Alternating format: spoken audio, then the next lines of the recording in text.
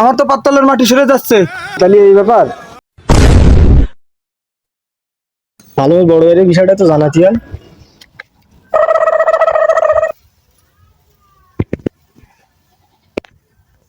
ফসলটা আল্লাহর রহমতে ভালোই হয়েছে। আব্বাই এক টুকরো জমি রাখিয়ে গেল বলে একটু কইরে কেমনে খাতি পারতেছি।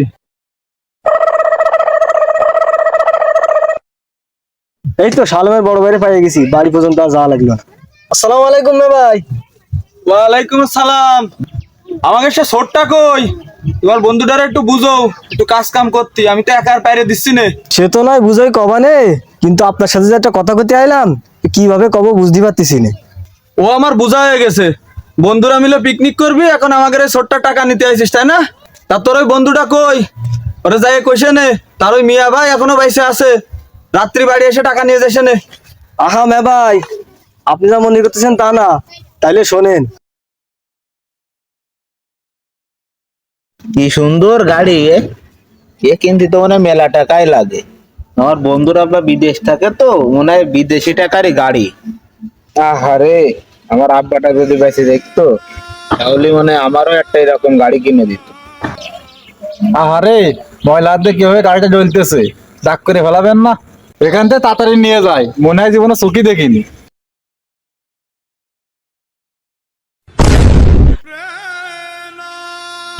ও তাহলে এই ব্যাপার। কনে যাচ্ছিস, ঘুরতে যাচ্ছিস নাকি? এই গাড়ি কেনার পরে তো একবার আমার উঠলি নে, চল আজকে ঘুরতে যাব। সর সর, আমার ঘুরতে যাওয়ার সময় নেই, আমার কাজ আছে। শুক্রবারে আবার কারো কাজ থাকে নাকি? ও বুঝতে পারিছি, এখন বড় লোক বন্ধু বান্ধব হয়েছ তো, এরকম গরিব গুড়ো বন্ধু বান্ধবের কি চিনবা? আল্লাহ, তুই এ কি শুনালি? আমার তো পাততলের মাটি সরে যাচ্ছে। ও আল্লাহ, আমার তো টাকা পয়সাও নেই।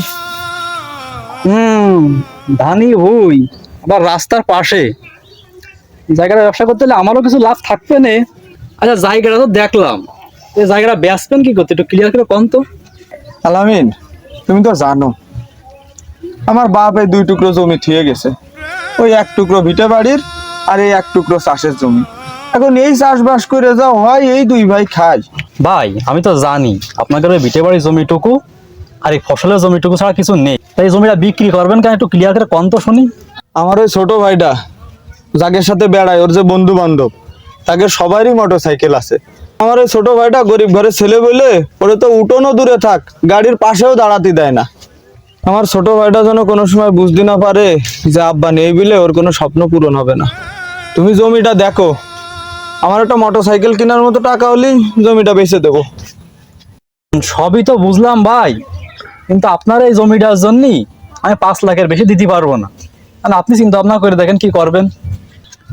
আলামিন, তুমি তো জানো আমার এই জমির কি মূল্য, 5 লাখে হয় না ভাই, আর একটু বাড়ায় দাও। ভাই আপনি তো জানেনই তাড়াহুড়ো করে কিছু বেচলে দাম পাওয়া যায়, আর আপনি তো জানেনই ভাই আপনার এই জমি একবারে সম্পূর্ণ টাকা দিয়ে এই আমি ছাড়া আর কেউ নিতে পারবে না।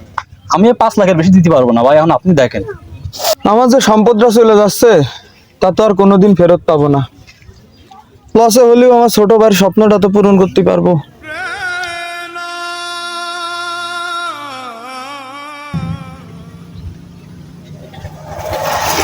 বন্ধু কি অবস্থা? তোর মেয়ে ডাকতেছে, তাড়াতাড়ি বাড়ি যা। যাই বাড়ির দিক যাই, সে সকালে খাইয়ে বেরোইছি, এখন বিকেল হতে গেল, মেবাই মনে হয় খাওয়ার জন্যই ডাকতেছে।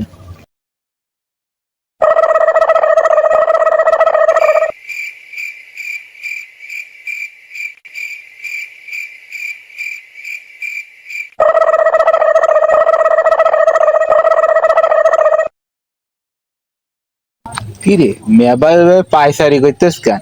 আজকে মনে হয় আমার কেলাবে না রে।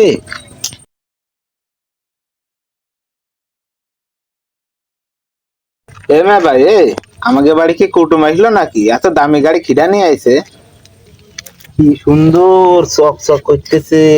ভালো করে দেখ গাড়িটা তোর পছন্দ হয়েছে কিনা। পছন্দ হলেও বাকি, তুমি কি বাপের জমে এরকম একটা গাড়ি আমার কিনে দিতে পারবে নাকি? এই গাড়িটা তোরই, এই দেখ চাবি, তোর জন্য কিনে নিয়ে আইছি, আজকের থেকে গাড়িটা তোরই। এ মেবাই কোষ কি, এই চকচকে গাড়িটা আমার? এ মেবাই ওঠ, চল 2 ভাই নতুন গাড়ি নিয়ে একটু ঘুরে আসি।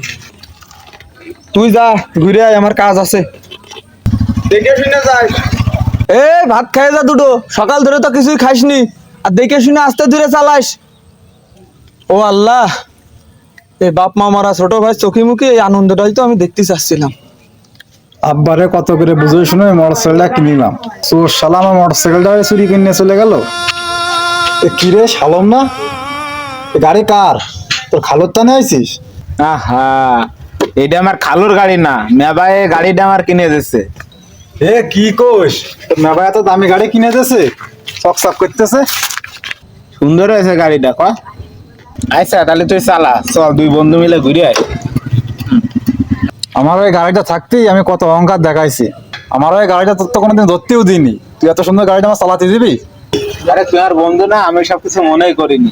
চল চল, এসব কথা বাদ দে, গাড়ি তুই ওঠ। চল ঘুরে আসি দুজন মিলে।